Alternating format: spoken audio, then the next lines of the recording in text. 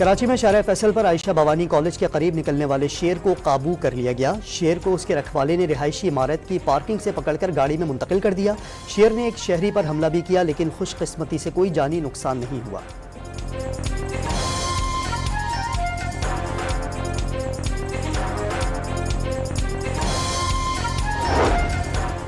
कौम को बिजली बिलों के रिलीफ के लिए वफाकी काबीना के फैसले का इंतजार।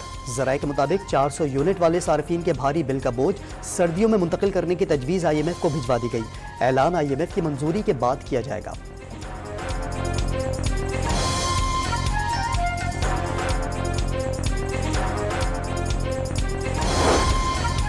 और इलेक्शन कमीशन से मुज़ाकरात के लिए बलूचिस्तान अवामी पार्टी ने 7 रुकनी वफ़द तश्कील दे दिया। BAP वफ़द इलेक्शन कमीशन को इंतखाबात से मुतालिक तहफ़्फ़ुज़ात से आगाह करेगा।